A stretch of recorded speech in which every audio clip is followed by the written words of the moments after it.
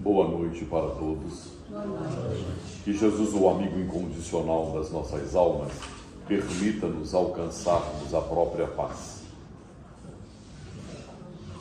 Um ano de trabalho. Um ano que os bons espíritos se apresentam muito satisfeitos, felizes com o congraçamento, com a ideia profícua, genuinamente basada, calcada em O Livro dos Médiuns, quando, num dos últimos capítulos, nas dissertações, o espírito Allan Kardec, ou aliás, o codificador Allan Kardec, ele indaga da espiritualidade, da necessidade de formar novos grupos. E o Espírito São Luís vem logo abaixo e dá-nos uma resposta. Quereis formar um núcleo espírita? Nós, os bons espíritos, vemos com bons olhos a multiplicação dos centros. Melhor organização, um centro pequeno.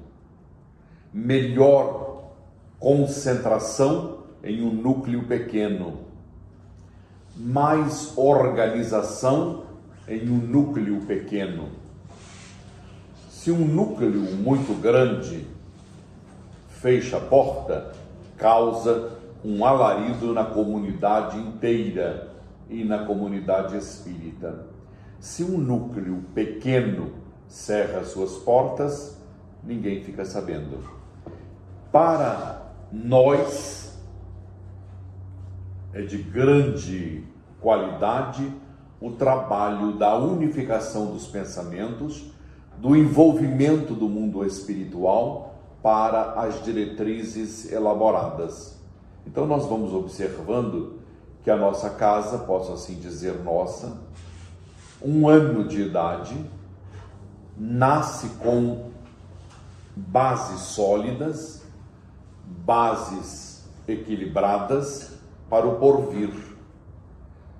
Lembro-me de Vicente de Paulo, no Livro dos Médiuns, no último capítulo, que a chama da amizade pura, ela deve unir, iluminar e aquecer os corações, porque somente assim nós resistiremos aos ataques impotentes da ignorância, do mal. Então, quanto mais houver entre todos nós, principalmente no primeiro ano, que é a base, que é o sustentáculo, tendo uma espinha dorsal para a continuidade das atividades, será de tamanha importância a nossa amizade, a união de todos nós. Porque, de outra forma, se não houver esta chama da amizade, ser-nos-á muito complicado conviver. Porque se nós passarmos para o ângulo da menor célula da sociedade humana e a mais importante, a família, nós veremos que se não sedimentarmos as bases concretas para viver em família, dificilmente nós conseguiremos sobrepujar as dificuldades, as nuances. Porque quando eu bato os olhos e eu digo eu te amo, você me ama, é uma delícia. Mas agora quando começamos a conviver, acordar todos os dias, olhar um para o outro, quando as necessidades elas são fomentadas, quando as dificuldades aparecem e eu às vezes não estou bem, estou com a venta estufada, aí a coisa dá para o torto. Então, a mesma situação se dá para com o núcleo espírita. O primeiro ano, o olho no olho, a conversa franca, a orientação segura, com as bases da nossa doutrina. Porque muita vez poderia querer um trabalho ou uma realização que fosse aquilo que eu tenho na alma, mas na verdade vamos andando no Evangelho segundo o Espiritismo, capítulo 5º, item 27. O Espírito coloca mais ou menos assim: vejamos que meios o meu Pai me concedeu para que eu a outrem possa ajudar. Porque às vezes eu preciso ter o feeling de olhar para o outro, ter uma apreciação do que lhe vai na alma, o que é preciso encetar para que ele encontre um caminho libertador. Então a posição de quem dirige uma casa, de quem organiza uma casa espírita, é um matrimônio. É um matrimônio. Agora, um matrimônio, no meu ver, é melhor, porque eu tenho uma mulher ou uma companhia afetiva, seja lá quem for, eu tenho uma companhia. No centro, nós temos 196 trabalhadores. Aqui também tem uma gama de trabalhadores. Então a convivência, ela é elástica, ela é sutil, ela é delicada. É a mesma coisa que pisássemos em ovos. Mas é aí que forma-se o trabalhador. Quando, em meio às tempestades da vida, em meio às dificuldades da vida, paramos para observar o que se passa com você, o que ocorre com você. Sinto-o amarfanhado, sinto-o diferente. Você está perdendo um brilho natural. Você tinha uma alegria enorme, ou tem a alegria e agora não está bem. O que acontece com você? É dessa forma, tendo os olhos um pouquinho voltados para o outro, da equipe, é aonde nós faremos um trabalho sedimentado numas bases super sólidas. Super. Porque partamos da seguinte propositura, ou da proposta: somos irmãos. Você é minha irmã, eu sou seu irmão, eu amo você, então vamos sentar e conversar. Não quero, eu não estou bem. Ótimo. Qual o momento que você estiver melhor, você me procura, vamos dialogar. Se houvesse isso em todos os sentidos, nas nossas relações afetivas, como na comunidade onde nós estamos trabalhando, nós atravessaríamos os erros com tranquilidade, com serenidade, porque é este momento de lucidez para as nossas vidas que garantirão a estabilidade do crescimento da casa. O Chico Xavier, quando nós fomos construir o Grupo Espírita Maria de Nazaré em Votuporanga, antes do 18 de julho de 82, um diálogo franco com ele na sua residência. E ele dizia que os meus sonhos não eram reais, porque a proposta que eu havia lhe dito era de que nós gostaríamos de uma equipe, a equipe comandando, cada qual no seu quadrado, cada qual fazendo o trabalho.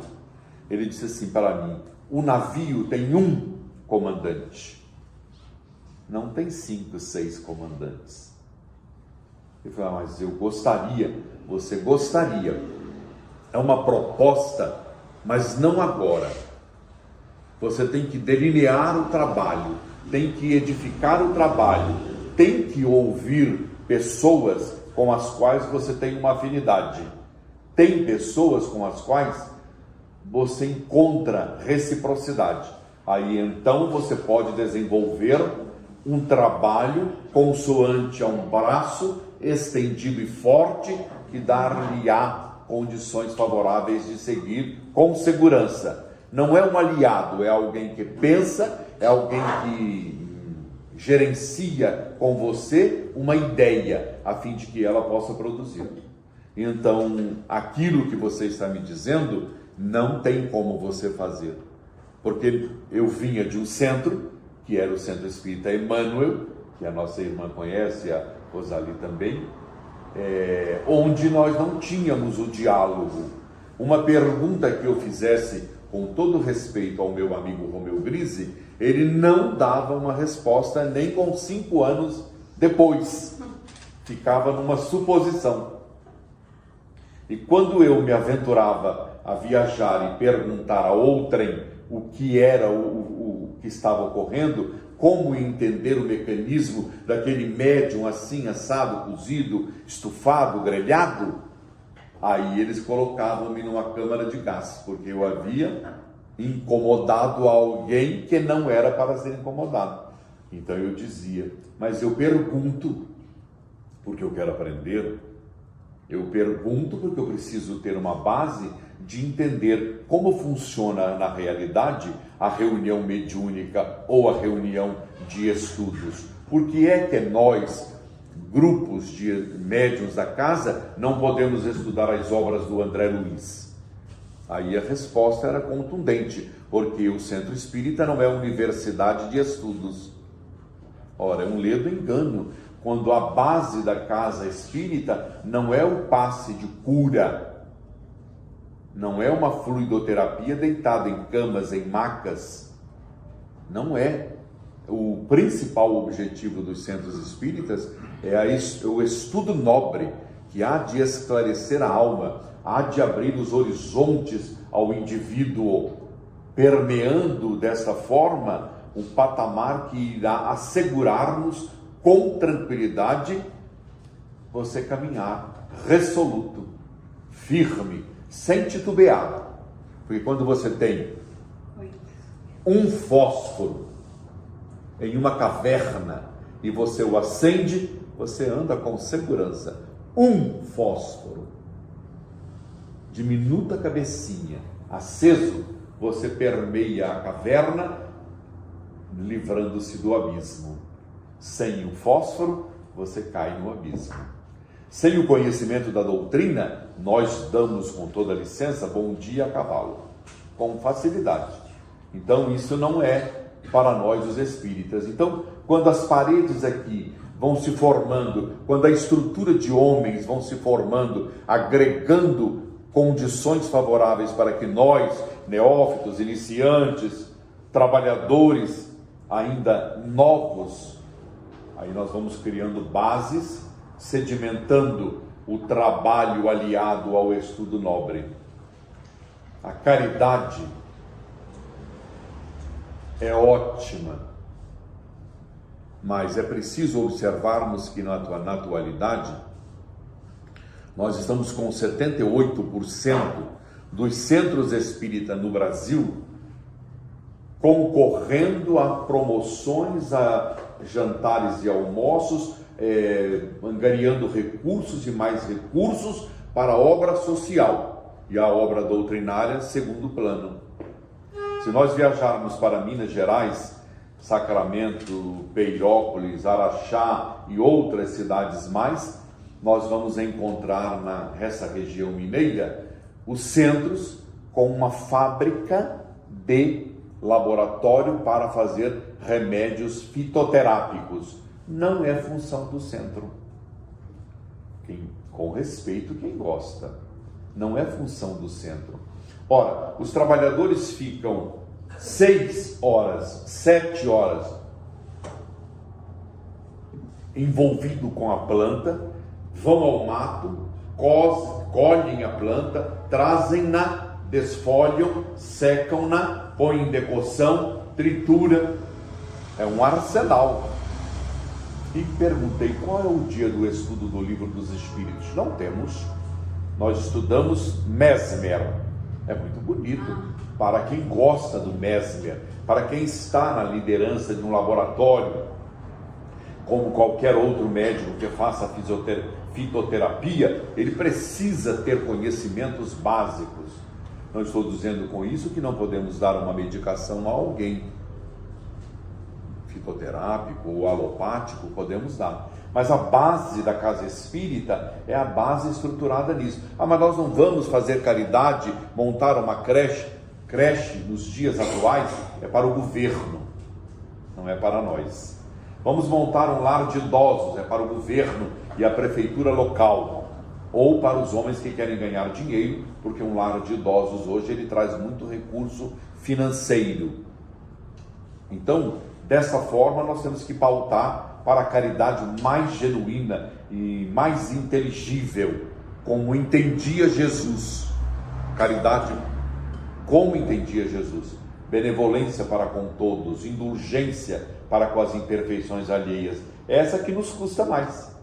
Porque fazermos sopa aqui do lado para 200 pessoas e enchermos o marmitex sem lhes dar palavra de acalento da doutrina espírita, sem lhes falar da realidade da vida depois da morte, sem trazer-lhes o consolo que enebria a alma de qualquer um de nós, quando eu sei que a minha mãe não morreu, ela continua viva, não está fisicamente, quando eu posso palpá-la, porque nós ainda não conhecemos o peso da matéria numa outra dimensão, ponderabilidade da matéria, não conhecemos, nós conhecemos aqui, ó, eu pego uma mãe no braço, dou-lhe um beijo molhado na face, mas ela está numa dimensão que agora não lhe posso dar um beijo molhado, mas posso senti-la, posso vê-la, ou às vezes falar-lhe através de uma mensagem, de uma comunicação mediúnica.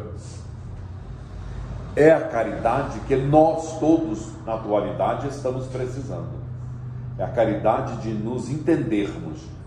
Evangelho segundo o Espiritismo, capítulo 9, item 7, a paciência.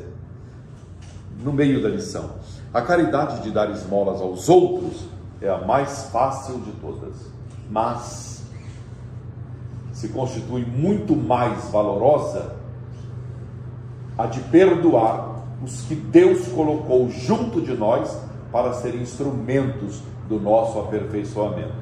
É aí que nós amarramos o bigode. Quando eu olho para minha mulher, tenho que respirar, não meu caso não, porque eu sou encalhado, mas quem é casado, né? Quem é casado, que olha para a mulher, dá um lance, não gostou, precisa encontrar um meio, um denominador comum, uma equação perfeita, porque a vida em si ela é matemática. Você quer viver bem, tem que entender matemática, porque cada problema tem uma solução. O único problema que nós estamos enfrentando na atualidade é sabermos se nós queremos resolver o problema. Vamos imaginar o homem invisual que caminhava e nosso Senhor Jesus Cristo encontra-o, olha para ele, abrindo parênteses. Vamos imaginar, isso é pergunta que se faça a quem é cego. Mas Jesus perguntou, foi petulante e perguntou: você deseja ver? Ao que o cego poderia redarguir e dizer o seguinte: não, não quero. Sabe por que eu não quero?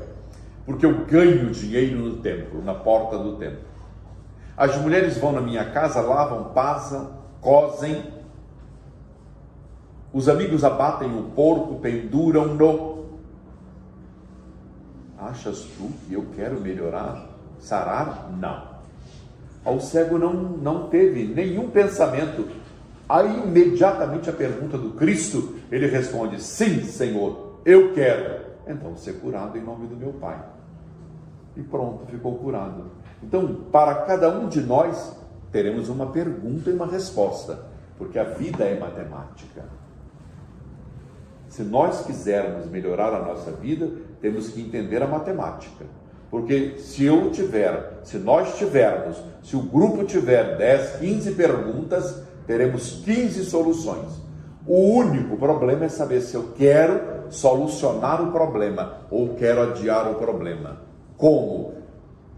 Fomentando aquilo que está no Evangelho segundo o Espiritismo, capítulo 20, item 5. Espíritas, calai os vossos melindres, sufocai as discórdias, mantém tranquilidade em vossa alma, para que a obra não sofra com isso. Então, por que é que o codificador Allan Kardec, juntamente com o Espírito da Verdade, coloca em 1864, não é hoje, 1864, um ensinamento deste teor: espíritas, calai o vosso melindre, sufocai as vossas discórdias, atentai para o objetivo da obra. Não é o meu, é a obra. Nós estamos na união que faz a força. É a união que dará para nós o respaldo de vencermos o obstáculo. Imaginemos todos nós com o desejo ardente, com a força da vontade férrea, remando na mesma direção, estaremos do outro lado da margem com segurança e com tranquilidade. Agora, se um não está disposto, o outro não quer remar, o outro faz corpo mole, o outro dá no pé quando vê trabalho, nós não faremos o trabalho que deve ser feito.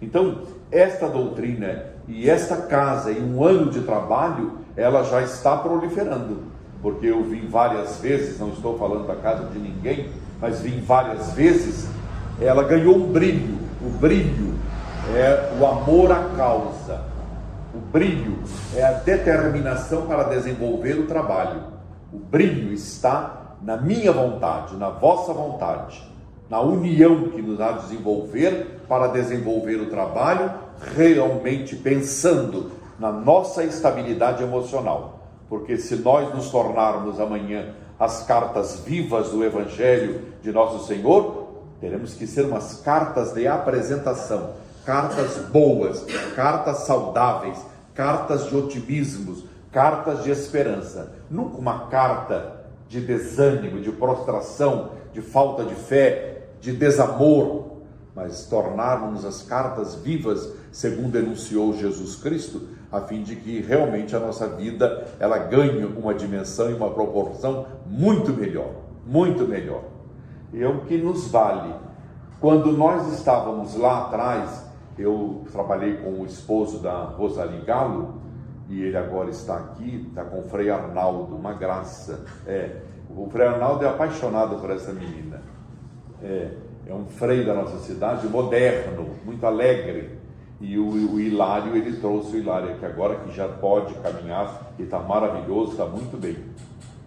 Agora, se não fosse a nossa doutrina, se não fosse o estudo, a sedimentação, nesses longos anos que se passaram, por um sofrimento atroz, e vocês não têm a noção do que foi o sofrimento deste garoto, o que deu substância, o que nos dá condições para, robustecidos pela fé raciocinada, é esse momento que nos garante agora uma estabilidade, uma alegria, de ufanarmos pela vitória do amor, para nós estarmos fortes, engajados nas fileiras da doutrina, trabalhando proficuamente, porque nenhum de nós sabe quando o Senhor chamar-nos-á, nenhum de nós, né?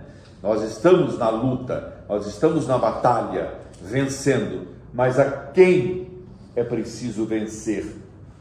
A nós mesmos em primeiro lugar. Se nós não fizermos uma batalha conosco, porque é muito interessante nós estarmos nessa luta. Eu tenho trabalhadores na obra que eu olho e tenho muita franqueza em conversar, porque eu entendo, não, eu sei, somos uma família, e se eu não lhe disser aquilo que me vai na alma, porque eu amo, eu gosto dele, eu vou ser hipócrita, eu vou ser fingido e não vou permitir com que ele cresça. Eu vou sempre tampar o sol com a peneira. Não vamos a lugar nenhum. Nós precisamos encetar este diálogo sincero e honesto. Nunca mais do que o rei, nunca menos. Porque diz Emmanuel que uma colher, uma dose de verdade, mata o outro. Então, Chico Xavier sempre ensinou a todos a adiar a verdade. Na hora certa, quando o indivíduo cria maturidade, quando o indivíduo tem estofo moral, quando o indivíduo tem bagagem, quando ele entendeu a mecânica de viver, aí você pode lhe dizer o que você quiser. Ele vai ouvir e vai ter substância, vai ter pedigree para poder passar por aquele momento. Mas se não tiver, lembremos-nos de Emmanuel, uma dose de verdade mata o outro. Mas os portugueses, nossos irmãos, dizem muito comumente: sou franco, sou de uma franqueza, não guardo nada. Nós somos francos. Não é franco, não é falta de educação. Não tem franqueza, é falta de educação. Porque a franqueza você pode usá-la com dosagens, né? Para um você pode falar, para um filho, como no meu caso, nós apanhávamos de fio de ferro. Hoje a minha sobrinha fala ela é orientada, ela senta e aguarda. Cada espírito, um jejum diferente, uma orientação diferente. Equacionarmos tudo da mesma forma, pelo mesmo diapasão, não sai música. Dá uma tristeza danada e um cansaço danado. Então, esse trabalho que nasceu, que está vicejando, é uma planta terra que precisa desse calor da nossa família, a família do semeador.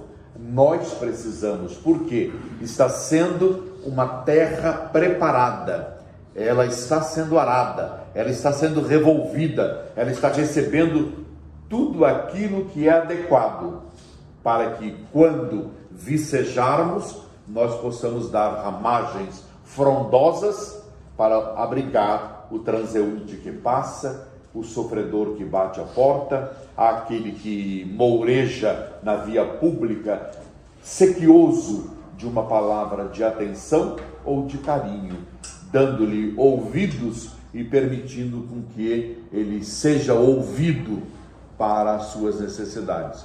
Quando nós estivermos juntos, talhando por tudo isso, é a mesma coisa que nós ouvíssemos um crente. Ele está margeando um rio muito caudaloso. Os fiéis todos preparados para ouvir o sermão. E repentinamente ele olha para o grupo inteiro e diz: irmãos, credes todos vós que eu posso atravessar este rio caudaloso por uma corda? Eu jogo a corda do outro lado, atam-na àquela árvore e creem vocês que eu posso atravessar? Ora, pastor, como não? Todos nós cremos. Todos nós cremos, pastor. O pastor para alguns instantes, fita o grupo inteiro, sequiosos, ávidos de uma resposta, e lhes pergunta outra vez: irmãos, credes de fato que eu posso atravessar este rio caudaloso até a outra margem? Ora, pastor, nós cremos, pastor. Temos a certeza que pode fazer isto. E o pastor, pela terceira vez e última: vocês pensaram, refletiram? Credes que eu atravesso esta margem daqui para acolá, naquela corda? Cremos, pastor. O que mais o Senhor está nos querendo provar? Nós cremos. Nós temos a certeza de que o Senhor pode atravessar. E o pastor diz a eles: quem vem comigo? Ninguém. Então é nessas horas que a nossa casa, o semeador, vai precisar, ao som do maestro, da maestrina, quem vem conosco na primeira hora de montarmos 100 pizzas às 5 da manhã, às 4? Quem vem conosco na hora das necessidades em que temos que somar o grupo, se cotizar para acertar alguma coisa? Quem vem conosco para fazermos um almoço enquanto pintamos a casa inteira para não gerar custos? Porque um dia de lazer pintando isso é um dia maravilhoso. Quem vem conosco nas horas das agruras em que eu esteja atravessando um momento de uma doença incurável na minha família e que preciso reservar com quem? Revezar com quem? Com quem eu não conheço, os vizinhos? Ou com a agremiação onde eu milito, onde eu sou membro da família? É nesse momento que nós precisamos do contato de um para com o outro, de falar, de ter a segurança de que o outro me pode visitar. Se ele não me pode ajudar, ele pode sentar, ouvir as minhas dores, falar comigo, dizer alguma coisa, me colocar uma música para que eu ouça, para que eu tenha alegria na vida. Então, nesse momento, quem vem conosco para o estudo nobre, porque se nós estivermos numa reunião mediúnica, todo mundo quer ingressar. No estudo nobre nós teríamos 4, 5 elementos. Quem vem conosco nos estudos nobres da casa? Uma amiga minha chamada Giva e Gilma, da cidade de Campina Verde, Minas Gerais. Elas já morreram as duas, já com 85 anos. Mas elas foram ao Chico Xavier mostrar o trabalho que elas estavam realizando debaixo de 2 mangueiras frondosas, sem nada. A cidade tem uma escola para a formação de padres. Eu não me lembro o nome da escola agora, como se diz aqui. Seminário para padres. Resultado. E o Chico Xavier orientou-as. O grupo cresceu muito, que elas construíssem um núcleo muito simples, e elas fizeram. E depois, palestras, passes, atendimento com um chazinho e biscoito de polvilho. E lá iam. Um ano depois, perguntam para o Chico Xavier: nós queremos fazer a reunião mediúnica porque o espírito Camilo Chaves orientou que devemos iniciar. Mas como fazer? Tem 64 pessoas. Emmanuel está me dizendo o seguinte: iniciem um estudo da mediunidade, Livro dos Médiuns, com todo mundo que quiser. Anota o nome e a chamadinha. No final do livro, quem ficar vai para a mediúnica. Ficaram 5 pessoas. 65.